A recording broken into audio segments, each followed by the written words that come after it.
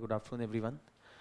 So we'll start with the discussion and the analysis for paper 3 for the General Studies 2023.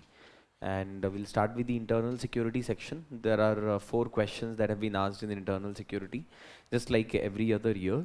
And we'll try to wrap up this discussion in time. So we have time till 2 o'clock. We'll try to wrap it up before that.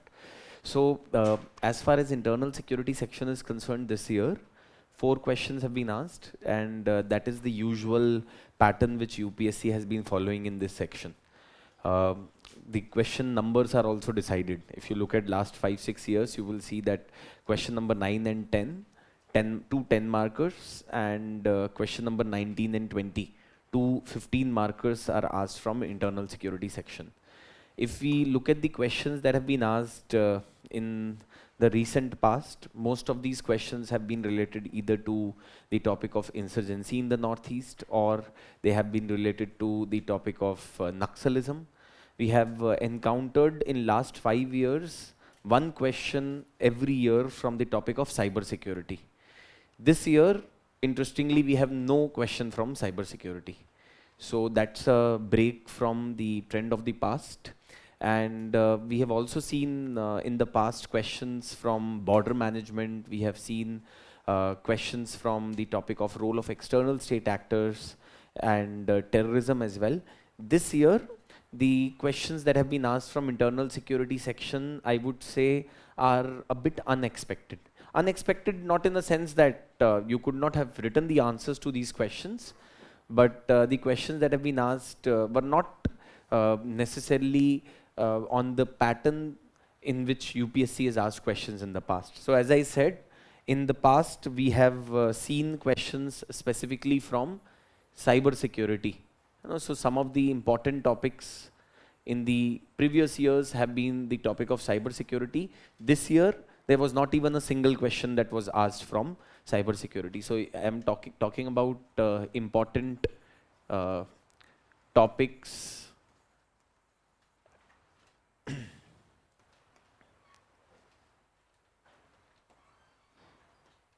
Important topics as per syllabus of internal security, and every year they have been asking at least one question from cyber security in last 5-6 years, but this year there was no question.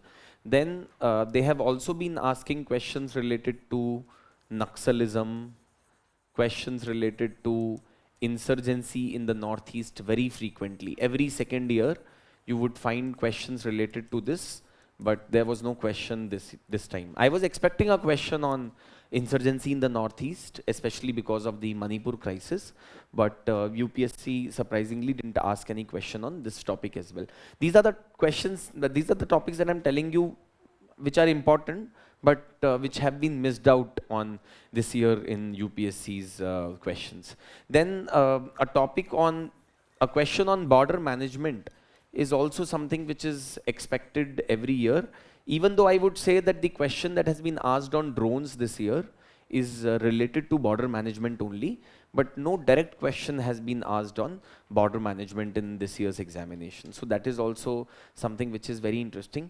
I was also expecting a question on the role of media and social media in creating challenges to internal security, but even on this topic, UPSC hasn't asked a question, and I think this is going to be a very important topic for the coming year. So especially for those of you who are going to be appearing in the coming years in 2024, 2025, I believe role of media and social media in creating challenges to India's internal security is going to be a very important topic going ahead.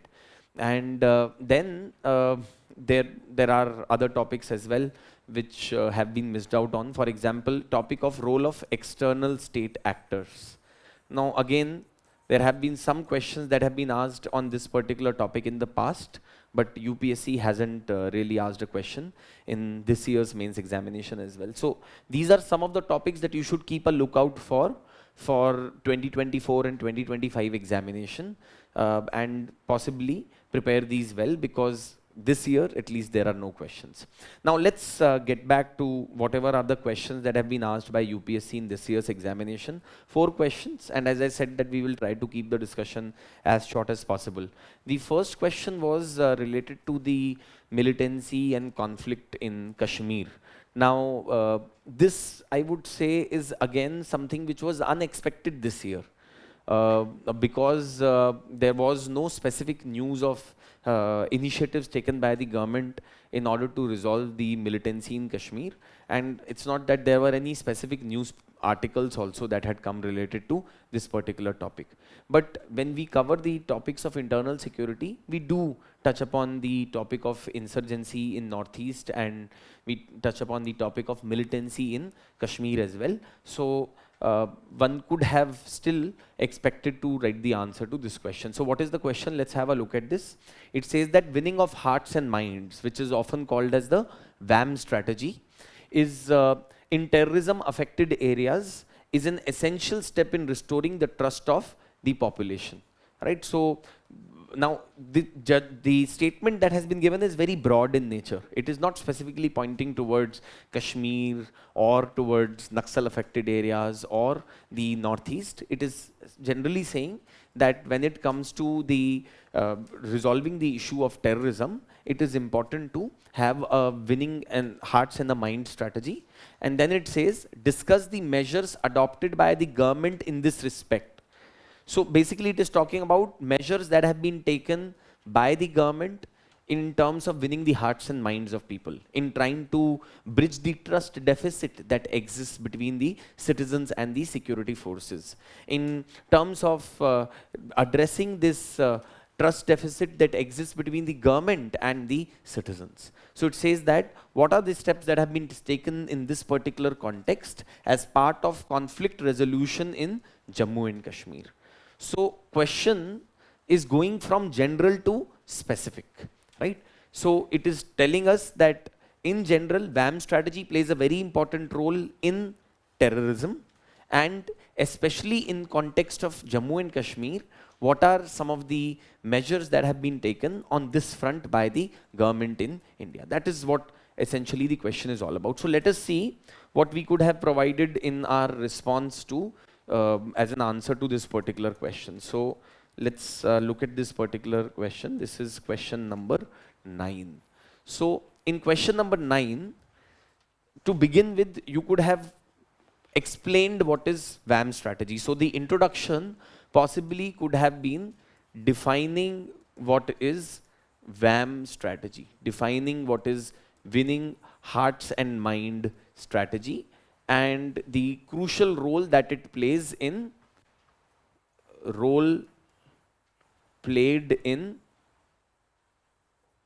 resolving terror issues. So that is what should have been the thinking with which you could have begun writing the answer to this particular question. So what exactly is VAM strategy? See, VAM strategy is a strategy deployed by the governments across the world with the idea of bridging the trust deficit between the government and the citizens. It is a people-oriented process where you specifically aim at winning the confidence of the people through various measures, including provisioning of help by the government agencies, setting up of various aid clinics by the security agencies. It could even include trying to uh, uh, establish a people-to-people contact with the citizens in different parts of the area that is affected by the terrorist activities. It may also include taking various developmental initiatives by the government as well. So that's what generally VAM strategy is. So what you can mention when we define VAM strategy, or winning hearts and minds, right? So winning hearts and minds, you want to conquer people emotionally, and you want to be appealing to their reason and logic as well, to their mind as well, that yes, indeed the government is concerned about our well-being, the government agencies are concerned about the problems that we are facing. So what are the points that you can be mentioning here? Here you can say that VAM strategy is a strategy that is aimed at, so you could mention that it is a strategy that is aimed at bridging the trust deficit between citizens and government agencies. There are various measures which are usually taken as a part of VAM strategy by any country or by any government agencies. You can talk about promoting infrastructure development.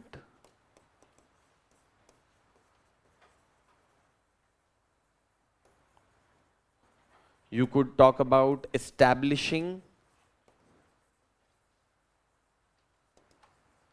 connect with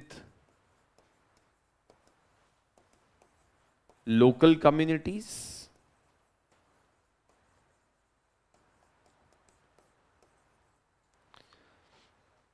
You could also mention about setting up various aid clinics,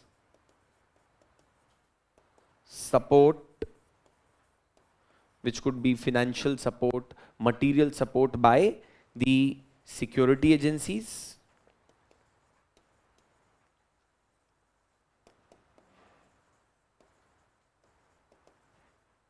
You could also talk about empowerment of local communities,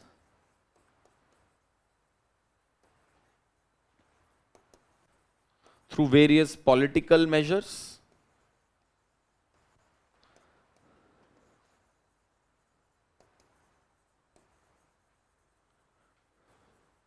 Right, so you could give some of the examples in order to justify to the examiner what exactly is VAM strategy. And since I said that you have to not only define VAM strategy, see, it's not necessary that you should write each of these things. I'm just giving you as an example. You have to see according to the limit of the words that you want to play in and whether you have enough content to write for the other part of the question as well. That is, what are the measures that have been taken by the government with respect to J&K in this context, right? Anyway, so once you mention about all of these aspects of what VAM strategy is and what are some of the important aspects of VAM strategy, you must also mention what is the significance of this VAM strategy.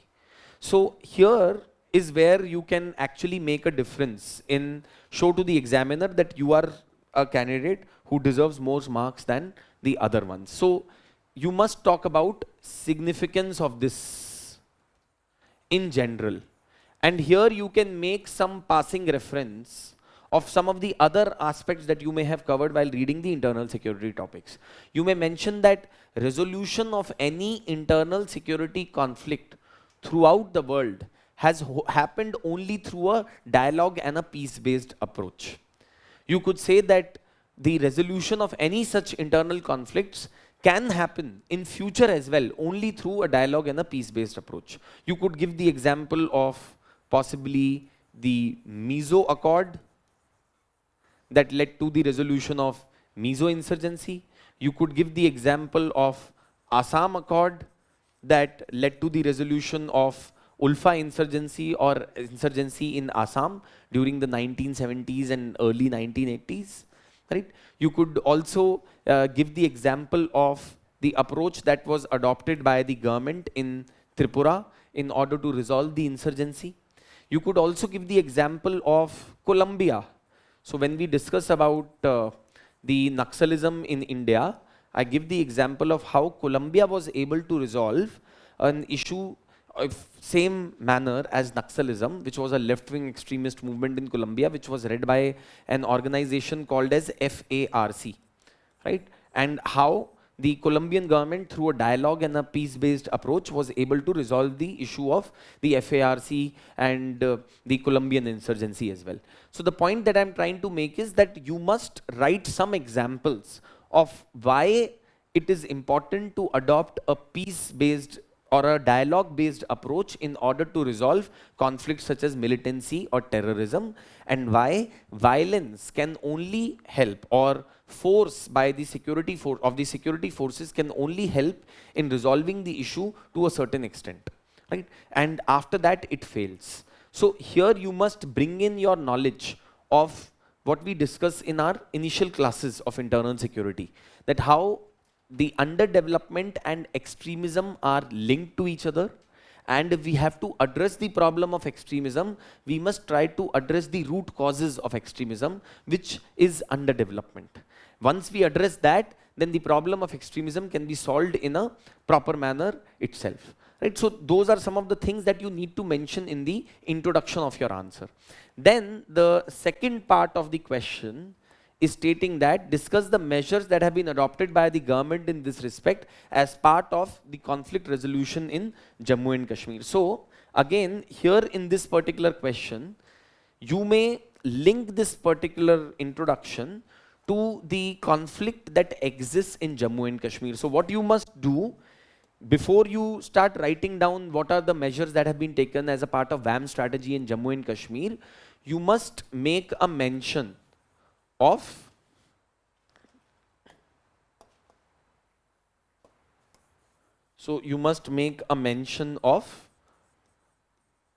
the conflicts in J&K? What are some of the reasons or what are some of the root causes of conflicts in J&K? You must give some example of that. You may possibly talk about, say for example, cross-border terrorism. You may talk about armed militancy in Kashmir. You may talk about local support to militancy, which is often seen in some parts of Kashmir, that there is a local support to the militancy as well. You may also mention about the rising menace of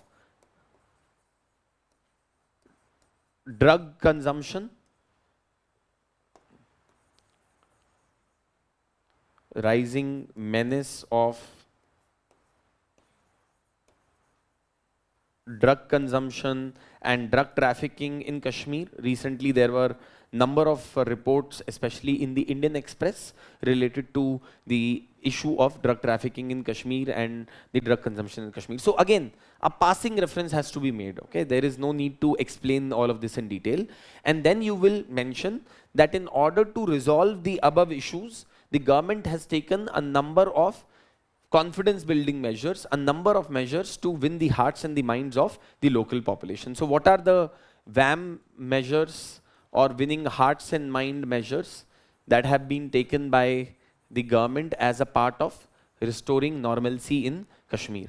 Firstly, you can mention that the government is trying to address the infrastructure deficit in Kashmir. So there are a lot of investments that have been made in terms of infrastructure improvement in Kashmir in the recent past. You may also talk about the Back to Village program that has been introduced in Kashmir, where the idea is that the civil servants must spend time in the villages, must go back to the rural communities, try to connect with them, try to understand their problems firsthand. You may also talk about the Prime Minister's scheme for scholarship. Prime Minister's scheme for scholarship can be mentioned. Apart from it, you may talk about Project Himayat, which has been introduced with the objective of promoting skill development among the youth of Kashmir. Right? So that is another aspect that you can talk about. You can also talk about Project Ummeed, which is aimed at the women empowerment in Kashmir, which is aimed at bringing the women into the mainstream of the life in Kashmir. You may also talk about that how the government has tried to, or the security agencies, you may mention, have been constantly involved in organizing medical camps in order to win over the trust of the citizens. You may also talk about distribution of relief material during disasters by the security agencies, right? So the distribution of relief material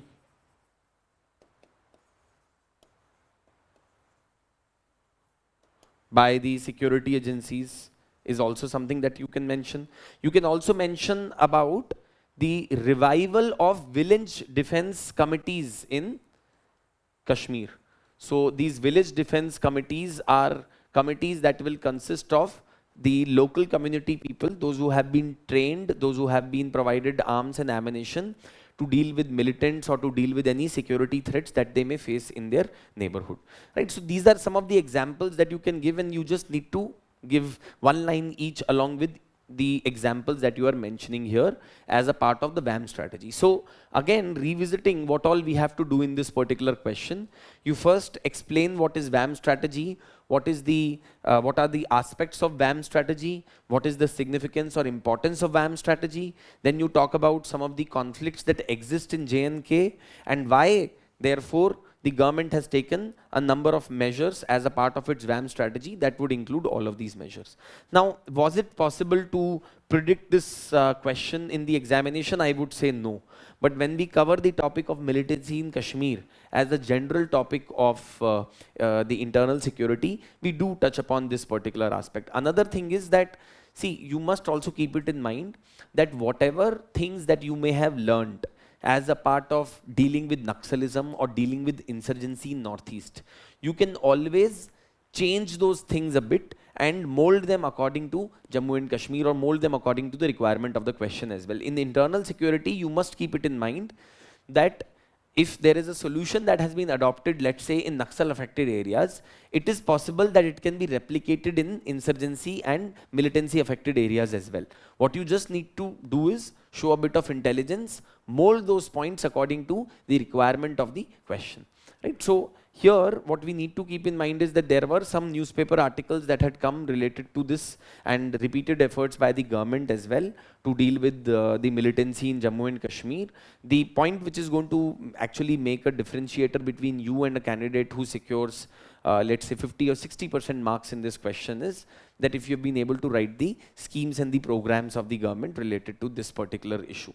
And then there are some previous year questions also that have been asked, which are, one could say, broadly related to this particular theme, which is one question was asked in 2022 with respect to measures that need to be taken in order to enhance the involvement of the local communities in border management. And there was another question that was asked in 2019 with respect to the ban on Jamaat-e-Islami, and how it was declared as an over-the-ground workers group which was aiding the various security agencies in Kashmir, right? So not security agencies, terrorist groups in Kashmir, right? So there were a few articles as well. You know, possibly you could have drawn some things from there. There was an article in the Indian Express which had come in January of 2023 with respect to revival of the village defense committees.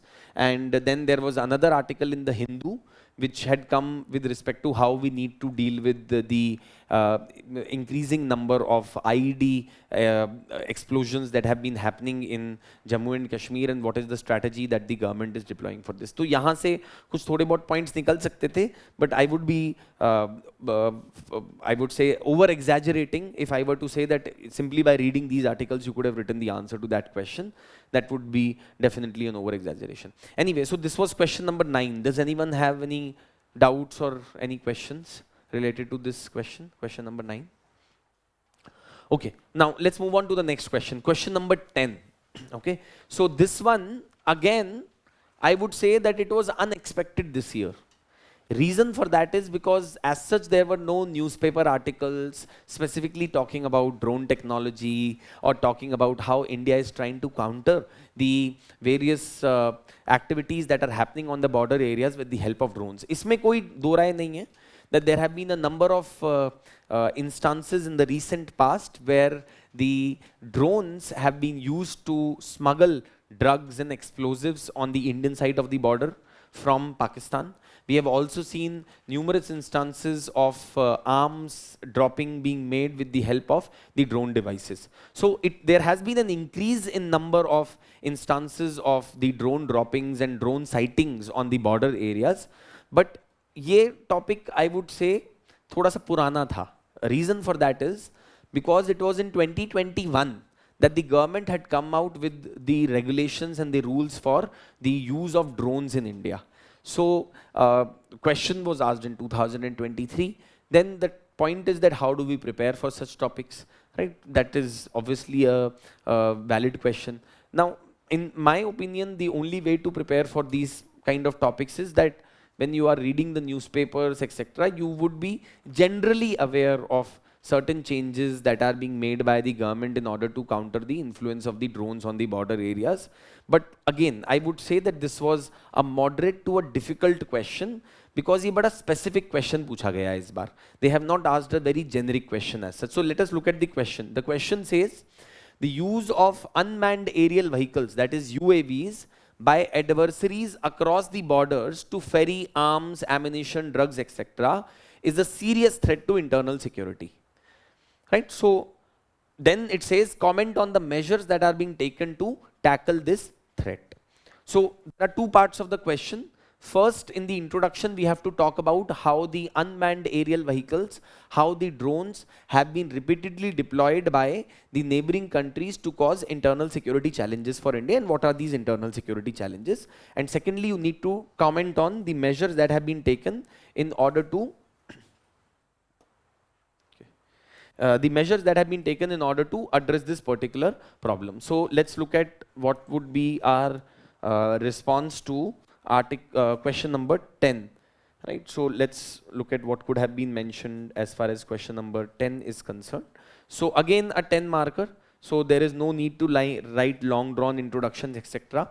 One of the things that you could have mentioned in your introduction with respect to this particular question is that how there have been recent instances of several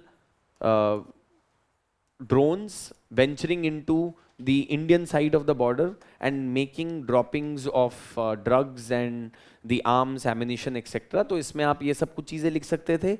Plus you could have mentioned some of the statistics also, if in case you had these statistics. So BSF, the Border Security Force, has noted that the sightings of the drones that they have witnessed in the recent past have increased substantially. For example, in 2022, the BSF stated that they had 268 sighting of drones in the border areas as compared to the number of sightings in 2021, which stood at 109.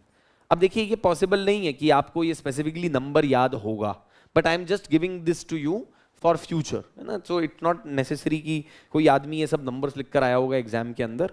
And you could also be giving the statistic of 2020. So in 2020 this number stood at somewhere around 49. एक recent instance जिसकी हम बात कर सकते हैं, that was the droppings of the IED that happened at the Air Force station in Jammu in 2021. Okay, so this is possibly one specific example that you can give in the introduction of the IED device, IED being dropped, and heavy IED being dropped on the Air Force station in Jammu in 2021 by a drone.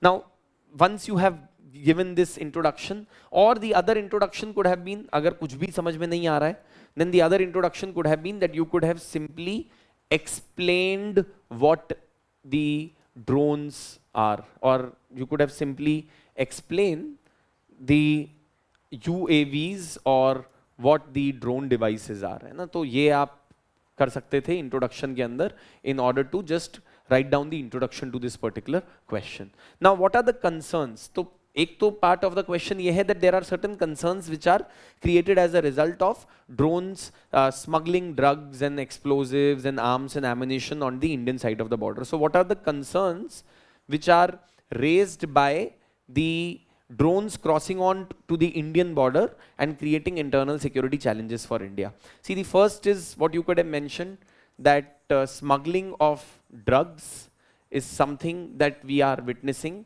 is happening continuously with the help of the drone devices on the border areas, especially the Punjab border of India and Pakistan.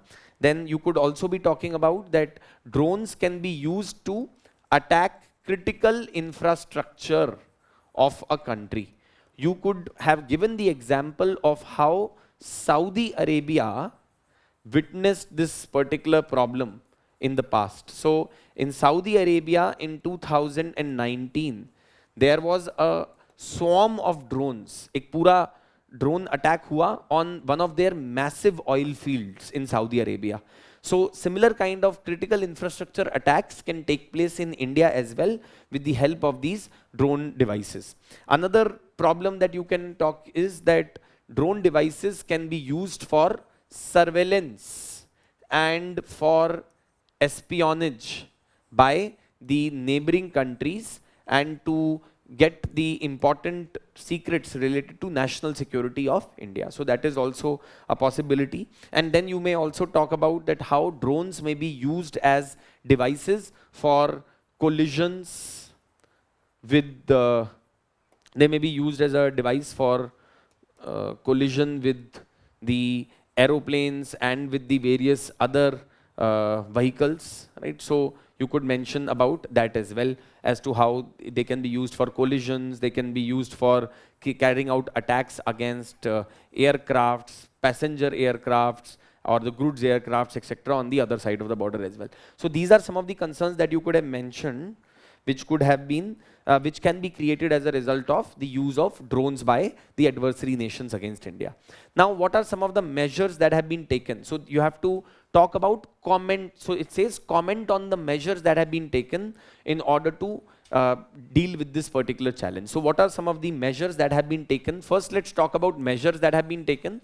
And since it says comment, in the conclusion of your answer, you can also mention that how this is still a very developing technology and we need a lot of aid and assistance from the other countries of the world, and we need to do more in terms of R&D in order to make ourselves more secure from drone attacks. So what are some of the measures that you could have talked about? You could have talked about legislative measures that have been taken, legislative rule-based measures that have been taken.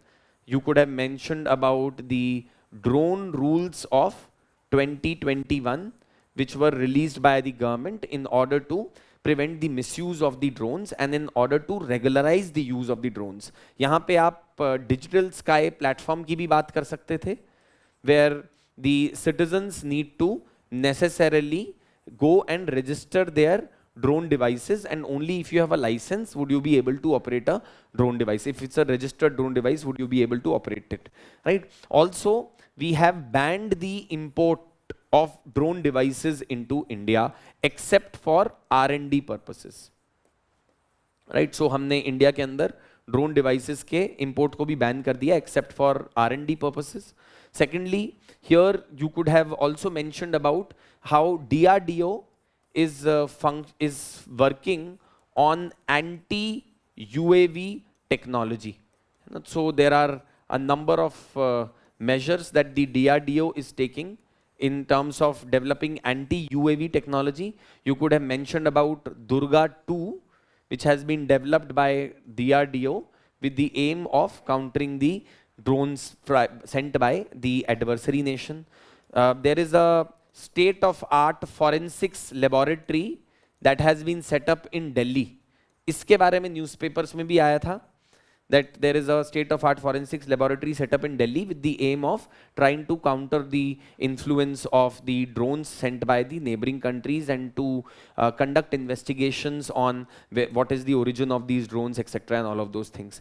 फिर उसके अलावा we have also deployed various forms of technology on the border areas to deal with the drone attacks. So we have placed a few jammers on the border areas. You may talk about setting up of various radars, cameras, surveillance devices in the border areas to detect the intrusion by the drones of the enemy countries. So that is another thing which can be mentioned. You can also talk about that how the security agencies such as the BSF are now coordinating and cooperating with the state police forces as well. So inter-agency cooperation is also something that we have seen a lot in the recent past. So inter-agency cooperation की अगर हम बात करेंगे, here you may talk about the inter-agency cooperation between, let's say, Punjab Police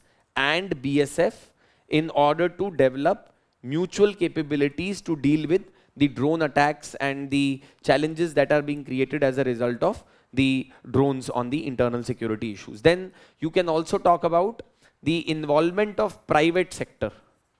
So recently, one of the entities based out of Hyderabad, which is called as the Jenner Robotics, had Gene Robotics. This particular organization had launched a program called as Indrajal, right? So this was also in the newspapers, and there was an initiative that was launched by them called as Indrajal with the aim of trying to catch hold of the drones which are launched by the adversary states. And then another aspect that you can mention is that the state police forces are continuously trying to engage with the community in order to create awareness about the drones. है ना। तो ऐसा नहीं होना चाहिए कि गांव के अंदर कभी कहीं पे कोई ड्रोन आए तो लोगों को बड़ी एक्साइटमेंट हो और फैसिनेशन हो और फिर उसकी वजह से और ज़्यादा प्रॉब्लम्स क्रिएट हो internal security. So we must create awareness among people in the local community so that we can deal with these challenges related to drones, right? So these are some of the aspects that you can mention about as far as the measures taken to overcome the attacks by the drones are concerned. Now here, since it says comment, तो अपने conclusion में, in your conclusion, you could also mention that how this is a very nascent technology and it is very unpredictable in nature as well. It is nascent technology, it is unpredictable in nature. The development of the anti-UAV technology is very expensive.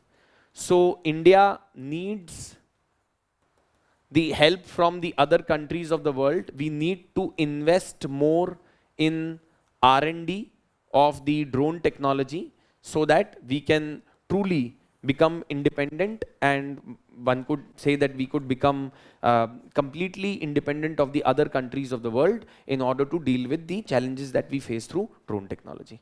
Okay, so this is what could be the conclusion that can be provided to this particular question. So again, I would say that, you know, this question was, as I said, that this question was relatively tough, and some of the points that you could have mentioned is the platforms, initiatives that have been taken by the government, including the coordination between Punjab Police or this gene robotics example that I gave you, could have helped you get some more marks. But एक article आया था newspaper के अंदर, Indian express had done very detailed research on the drug menace in Jammu and Kashmir. In that, they had mentioned about how drones are being used by the neighboring countries in order to drop the illegal medicines and the drugs on the Indian side of the border, and then this is creating a number of internal security challenges.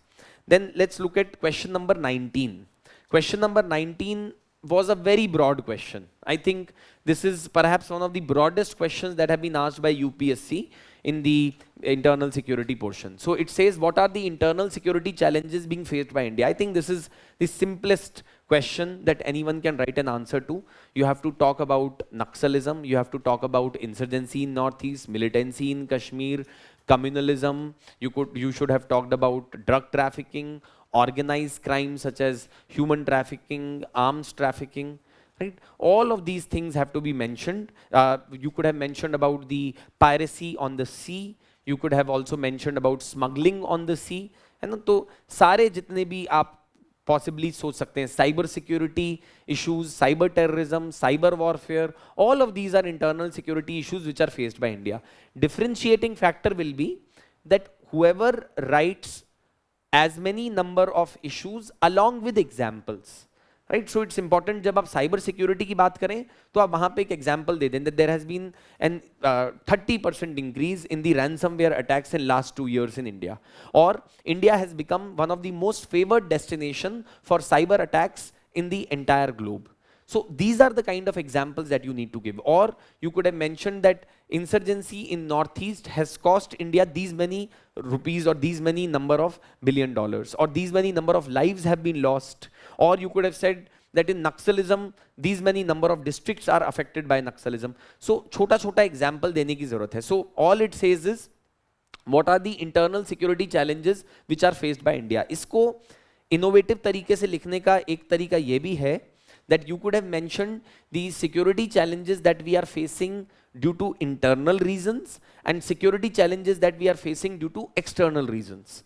So external reasons, you could have mentioned about cyber warfare, you could have mentioned about the armed piracy from the sea, you could have mentioned about the cross-border terrorism sponsored by Pakistan in Kashmir, and internal problems. You could have mentioned about communalism, you could have mentioned about the problem of drug trafficking within the country, you could have mentioned about fake Indian currency notes, you could have mentioned about the issues such as insurgency in Northeast or Naxalism.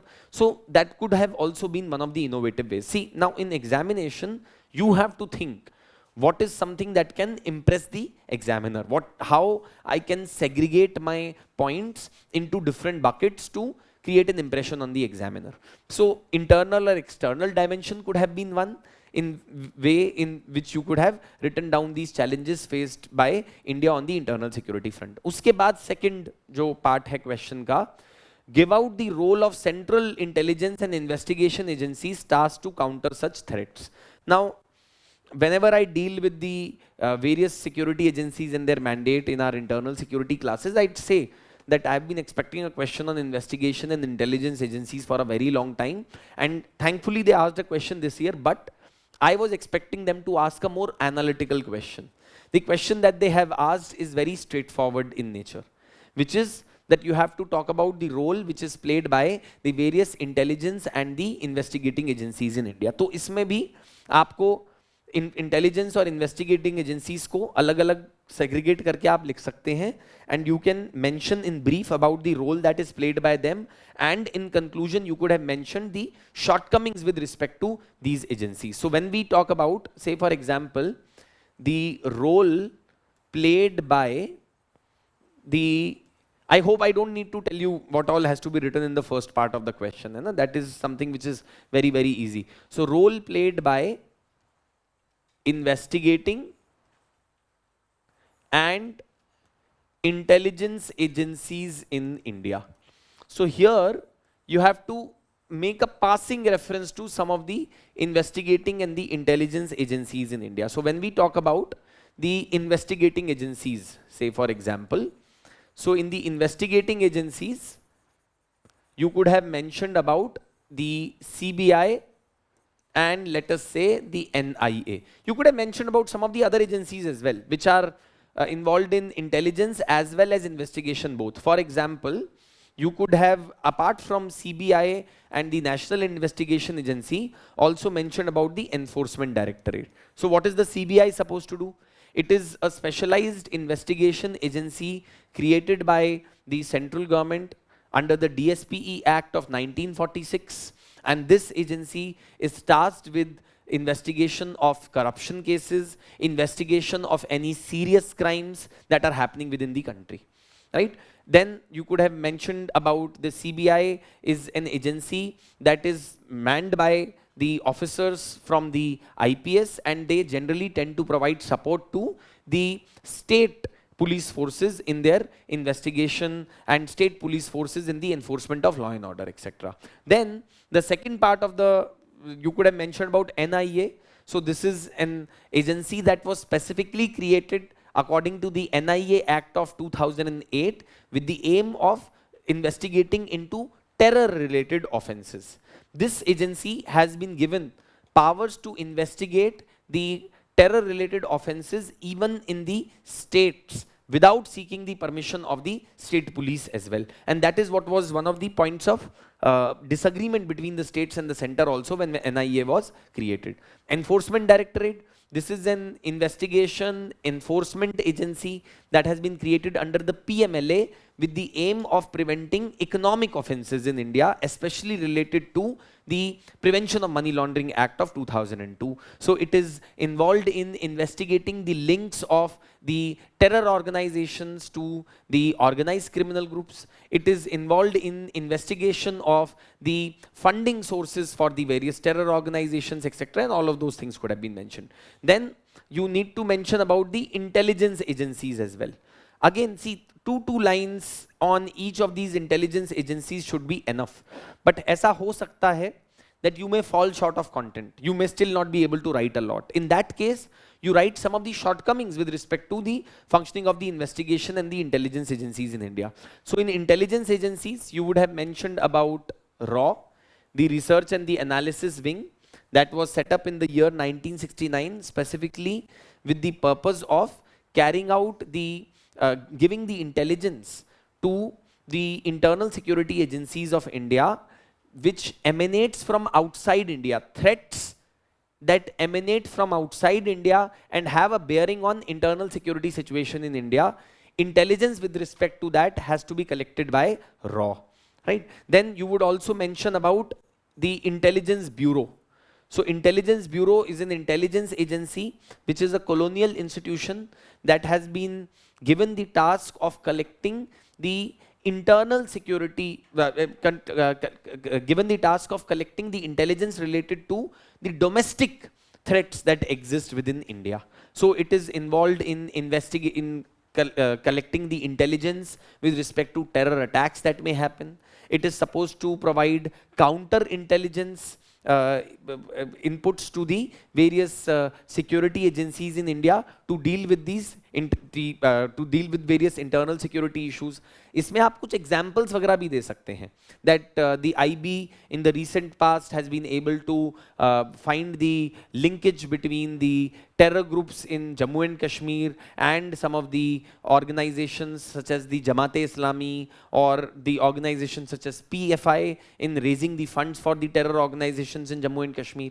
You could have mentioned about the NTRO as well, National Technical Research Organization, an intelligence agency set up in the year 2004 with the aim of providing intelligence inputs on the technical aspects of internal security. So NTRO is supposed to collect technical intelligence inputs with respect to the internal security challenges that India may face. For example, if India is going to be facing some kind of a cyber attack, then NTRO may coordinate with the intelligence agencies, say for example, may coordinate with the enforcement agencies such as CERT-IN and provide intelligence inputs to them to prevent or preempt a cyber attack that may happen on the critical infrastructure of the country. Or they may coordinate with NCIIPC to coordinate on such an act. Right? So that is another thing that can be mentioned. You could also have mentioned about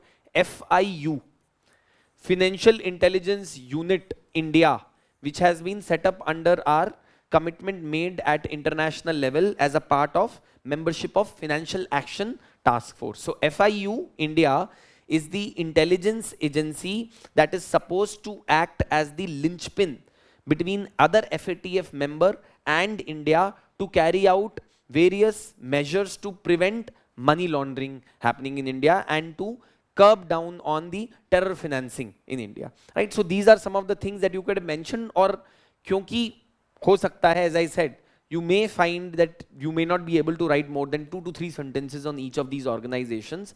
You can write a bit more about the shortcomings of these organizations. You could talk about lack of inter-agency cooperation. You could talk about that most of these investigation and intelligence agencies in India do not have any legal backing. As a result of that, they lack accountability in their functioning.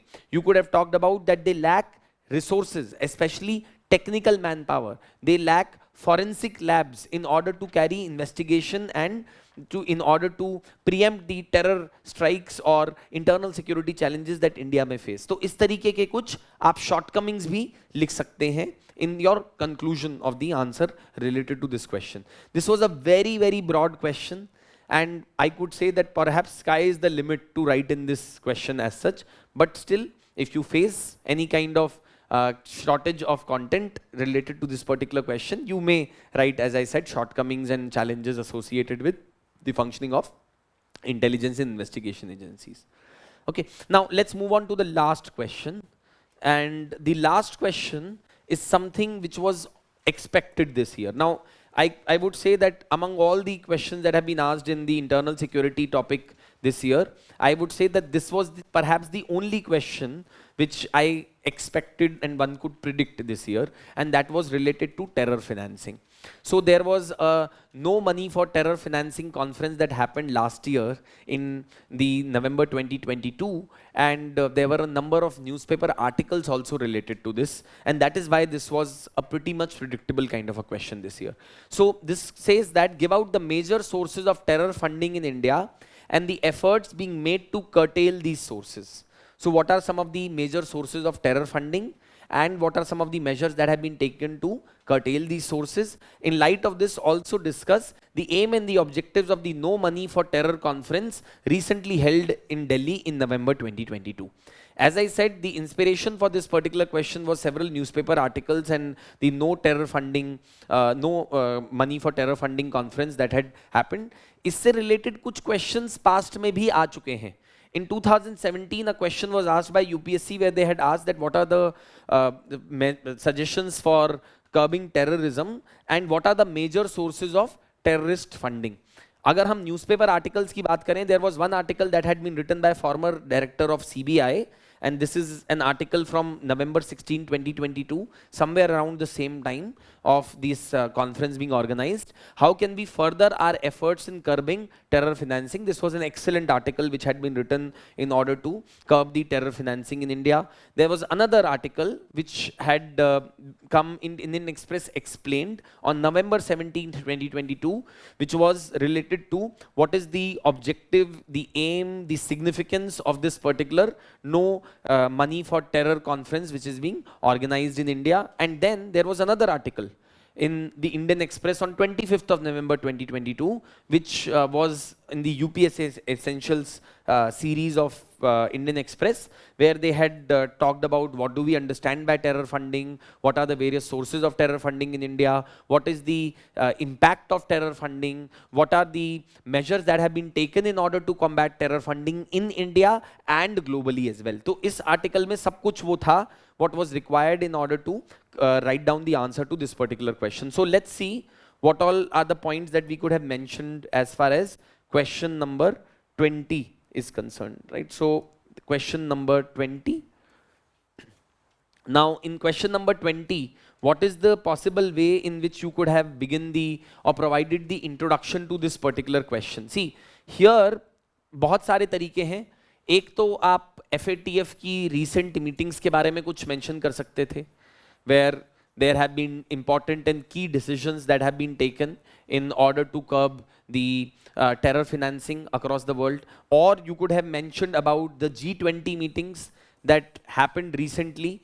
Again, in those G20 meetings as well, there was a group that was dedicated specifically to the terror financing. Or you could have simply, अगर आपको कोई भी current affairs happening वगैरह नहीं पता है, you could have mentioned about the definition of terror financing as a term. So that is something that could have been done by you in your answer in the introduction. Now, once you had mentioned the introduction, what are some of the major sources of terror financing? So that is the second part, major sources of terror financing for the terror groups in India. First one would have been organized crime, and here you could have mentioned that significant linkages exist between organized crime and terror groups in providing the funding to the terror groups. You could have given example of Jammu and Kashmir, how fake Indian currency notes are used as a source of financing the terror organizations in Jammu and Kashmir. Drug trafficking in Northeast, you could have mentioned about arms trafficking in Northeast, could have mentioned about drug trafficking in Naxal affected areas or illegal mining in Naxal affected areas. All of these are sources of the terror financing. You could have also mentioned extortion, right? Crimes such as extortion, etc., where you could have given the example of levy that is imposed by the Naxal groups on people living in the Naxal affected areas. So that is another thing that you could have mentioned. You could have also mentioned about the non-profit organizations, NGOs, acting as a source of raising funds for the terror organizations. You could have given the example of Jamaat-e-Islami. You could have given the example of People's Foundation for India. These are the organizations that have been banned in the recent past, where they were linked to various terror groups in India. Then you could have also mentioned, of course, about state-sponsored terrorism. So one of the major sources of terrorism in India is state sponsorship of terrorism by the adversary nations. You could have mentioned about the ISI of Pakistan sponsoring the terrorism in Jammu and Kashmir. You could have also mentioned about cyber crimes that have become a very important source of raising money for the terror financing today. And then you could have also mentioned about fake Indian currency notes act through the route of Nepal, through the route of Bangladesh, acting as a source of terror financing. Then after this, you needed to mention about what efforts have been taken by the government in order to curb terror financing. So what efforts have been taken on this particular front? Firstly, you could have mentioned about the NIA and how within NIA there is a terror funding cell that has been created. So there is a terror funding cell which has been specifically created within the NIA to keep a check on the funding of the terrorist activities. Then you could have also mentioned about the changes in PMLA, prevention of money laundering act के related कुछ rules में changes किए गए हैं. For example, crypto currencies have been now brought under the ambit of PMLA transactions. You could have talked about that how the definition of the politically exposed persons has been expanded under the PMLA, Prevention of Money Laundering Act, है ना. और ये भी mention करना जरूरी है that these changes that have been made in PMLA are in order to keep up to our commitment made at FATF. Since we are a full-fledged member of FATF, we need to keep taking frequent measures in order to upgrade our capability, in order to make our laws in sync with the other countries and the best practices that have been adopted internationally. So that is another measure that you could be talking about that we have taken in order to curb the terror financing in India. You could also talk about various training programs that have been conducted for the members of the state police forces in order to detect the fake Indian currency notes, etc., in order to keep a check on the hawala transactions. इसमें आप ये भी mention कर सकते हैं that we have recently cracked down heavily on hawala transactions, which is also one of the major sources of funding for the terror organizations. Cash smuggling, hawala transaction, hundi, etc. are also one of the major sources of funding for the terror organizations. इसमें आप F-Cod की भी बात कर सकते हैं. So there is the F-Cod, which is a group that has been set up, which is the fake Indian currency notes coordination group that has been set up with the aim of providing coordination between various security agencies to deal with the menace of fake Indian currency notes. And then you could also talk about that several states in the recent past have enacted legislations to deal with organized crime as well. So several states have made laws to deal with organized crime as well. You could give the example of Gujarat, you could give the example of introduction of a bill in Uttar Pradesh and strengthening and the changing of the laws in some of the states as well. Special cyber crime cells have been set up in each and every district of India in order to deal with the cyber crimes that may also be a major source of funding for the terror organizations. Once all of this has been mentioned, then you had to mention about the objectives and the aims of the No Money for Terror Financing Conference. Okay, so what are the aims and the objectives? I'm broadly telling you, you can look up the internet for this itself. So objectives of No Money for Terror Financing Conference. इसमें आप mention कर सकते हैं that the idea is to promote global cooperation in order to curb down on terror financing, because terror financing does not originate from one country alone. We need all the countries of the world to come together in order to deal with this challenge. You may also talk about technology exchange. So countries are aimed at the exchange of technology in order to deal with the terror financing, and this would also help in bringing some kind of synchronization between different countries of the world. Then the aim of the conference was also at restricting the use of NGOs, NPOs, etc. for terror financing, right? So the role of NGOs, NPOs, etc. in terror financing, and how we can make strict laws and take cohesive action as a global community to deal with this particular challenge was also one of the objectives. Then you could have also mentioned about the how this conference was aimed at eliminating the use of hawala transaction for the transferring of funds from one part of the world to another. This was also aimed at developing standard operating procedure which would be deployed by various countries in dealing with the terror organizations, right? So these are some of the objectives of the NMFT that you could have mentioned in your answer, and then you could have wrapped up your answer by talking about the importance of curbing terror financing, the linkages between organized crime and terrorism. कुछ examples दे सकते हैं आप specific. When we, in our internal security classes, when we discuss this topic of linkages between organized crime and terrorism, I give the example of 2004 Madrid bombings. You could have given that as a conclusion, that it is very important to prevent terror financing, especially coming from organized groups and some of these other sources, so that we can prevent events such as the Madrid terror bombings of 2004 in future. And so is tarike se you could have concluded this particular answer. Now, having said all of this, the 4 questions that have been asked this year, I would say that they are a break from the trends of the past. Should it get you worried? My suggestion will be no. Overall, you could have still written the answers to these questions. Yes, in the drone question, possibly your answer would not have been very specific.